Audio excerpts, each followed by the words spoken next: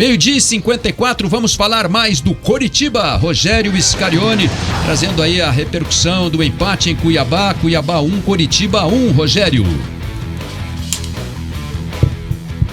Daqui a pouco... Pois é, Linhares, o Coritiba aqui...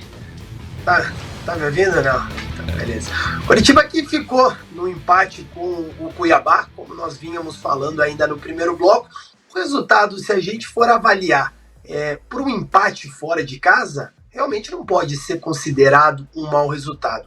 O problema é a forma com que o Coritiba tem jogado e a situação do Coxa na tabela, né? O Coxa que a gente tá ficando um pouco repetitivo até falar sobre isso, mas o Coritiba que tem a pior sequência sem vitórias da sua história e a cada jogo essa marca vai aumentando, né? Já são 14 jogos que o Coritiba não sabe o que é vencer.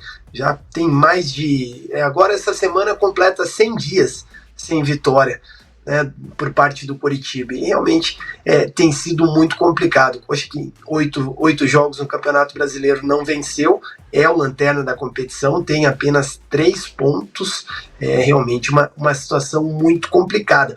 Mas o técnico Antônio Carlos Zago, ao final da partida, disse que o Coritiba tem evoluído nas partidas, né? Ele ressaltou também que o Coritiba precisa da vitória, mas que ele vê uma evolução. Vamos ouvir o que o Zago disse depois do empate contra o Cuiabá. Um campeonato difícil como é o Campeonato Brasileiro, a Série A, eu acho que nós fizemos o nosso dever fora de casa, né? Poderíamos ter ganho tudo, mas a gente sai daqui com um ponto. Falta a vitória em casa, né, que nós não conseguimos aí nos últimos jogos, mas assim, a gente sempre vê uma evolução, né? Hoje, principalmente, o time teve o controle do jogo até o final.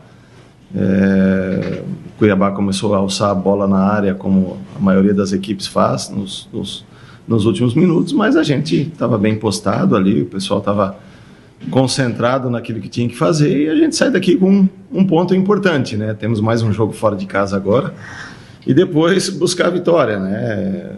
Uma equipe como Curitiba não pode ficar tanto tempo sem ganhar, e eu também acho que é a primeira vez que eu fico tanto tempo assim sem ganhar, mas o mais importante é a gente ver o lado do grupo, tudo aquilo que a gente está construindo para que a gente possa melhorar sempre, que é isso que a gente conversa com o pessoal, e sair dessa situação delicada. Nesta fala do Antônio Carlos Zago, o que me chama a atenção é realmente ele falando ali que o Coritiba tem mais uma partida fora de casa e depois disso buscar a vitória, né?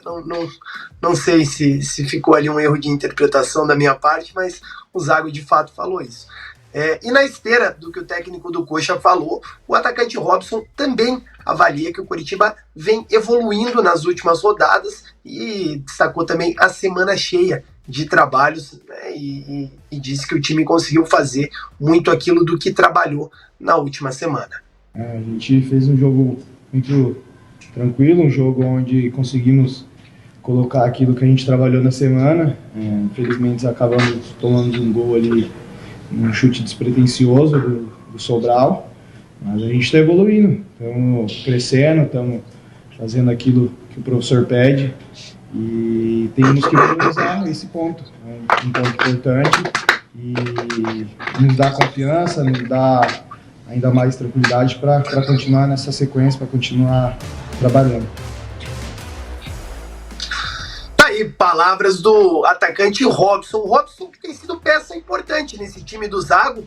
Ele que marcou os 3 últimos gols do Coritiba nas últimas 3 partidas, né, e tem sido ali o artilheiro do Coxa na competição, e aos poucos ele tem se tornado aí uma peça fundamental nesse esquema do Antônio Carlos Zago, né? Ele que chega num primeiro momento na temporada, até numa função ali talvez que fosse imaginado que o Robson seria um atleta para compor elenco, mas ele que tem sido ali um dos protagonistas nesse time do Coritiba.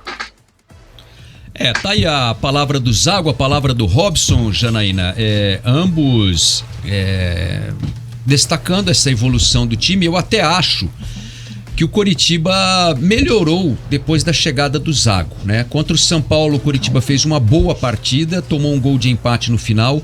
Contra o Vasco, não jogou tão bem como contra o São Paulo, mas também saiu na frente, tomou o empate no final num lance de um erro individual ali do Natanael. Contra o Atlético Mineiro, estava vencendo o jogo no primeiro tempo, saiu na frente. Aí num erro do Natanael proporcionou o empate para o Atlético e depois no final acabou sofrendo a derrota, mas o Coritiba não jogou tão mal assim para perder o jogo para o Atlético Mineiro, né? Sábado foi buscar um ponto fora de casa, né? O problema é que esse ponto fica o torcedor fica triste porque o Coritiba tá precisando de uma vitória. Acho que uma vitória vai elevar o moral dos jogadores, vai trazer confiança. Acho que o Coritiba precisa muito de uma vitória pela questão individual e de confiança. E o Robson, até falei isso num post ali do Scarione no Twitter, né? Ele falou do Robson, eu falei assim, é um dos poucos jogadores do Coritiba que joga com alma. E muito criticado pelo torcedor, inclusive, né? Já foi muito criticado. Assim, Ele é muito raçudo, né? Ele não desiste. Eu acho que o Robson tem sido o principal jogador do Coritiba, tem sido muito importante em todos esses jogos. Acabou sendo a solução encontrada ali, né? Com a ausência do Manga. O Robson marcou 6 gols em 2023 e deu 5 assistências. É muito participativo, corre demais, chega muito na área. Ele tá tentando de todas as formas. A gente sabe que o Coritiba tem muitas deficiências. É um elenco limitado, né? Ainda mais com tantos desfalques, né? Jogadores machucados, jogadores afastados, né? Por opção também da diretoria nesse momento. Então o Coritiba vem sofrendo demais, né? Agora um chute despretensioso do Sobral, que muitos vêm falando, né? Que foi uma sorte ali. E um azar do Coritiba, né? João Vitor Alves dizendo aqui que o Gabriel falhou nesse lance. Pole titular, por favor. Assim, o goleiro às vezes ele faz aquela leitura, ele espera o cruzamento no meio da área e ele olha e fala, não vai entrar. E você vê, até o próprio Sobral falou, né, que a ideia dele não era fazer aquilo, né, e fez, né. Chutamento. Agora eu queria fazer uma pergunta pro Scarione antes da gente ir pro intervalo, porque na semana passada houve a notícia de que o Aleph Manga foi reintegrado ao elenco do Coritiba e ele já vai ficar à disposição e pode jogar contra o Palmeiras no final de semana. Scarione, você já tem essa informação aí? Qual é a ideia do Zago em relação ao Aleph Manga? Bom, vamos lá. Sobre o Aleph Manga, ele se reapresenta hoje com o elenco do Coritiba e inicia a semana de treinamento visando a partida contra o Palmeiras no próximo domingo. O Manga, ele agora, né, sendo reintegrado ao elenco, ele fica à disposição do Zago. O que o Zago disse em relação ao Manga é que nós não podemos desconsiderar o fator de que ele perdeu ali 2-3 semanas de treinamentos, né, com o elenco. Ele fez ali na última semana alguns treinamentos de forma individual, separado do grupo do Coritiba, em horários alternativos, mas precisa ver primeiro como está a condição física do jogador. Ele estando 100%, com certeza ele é um jogador que é muito importante para o time do Coritiba e que é um titular, né? O Manga, desde a sua chegada ao Coritiba, ainda no início de 2022, sempre foi titular absoluto dessa equipe.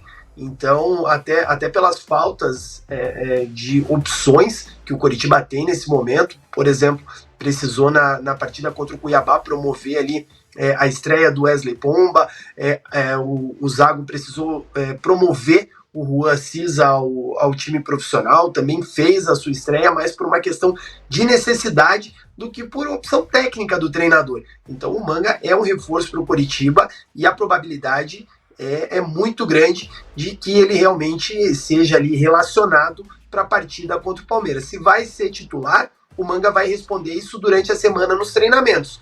Mas eu acredito que pelo menos viajar para São Paulo e estar junto com o grupo, né, ou como uma opção no banco de reservas, no mínimo, o Aleph Manga vai estar para esse jogo de domingo.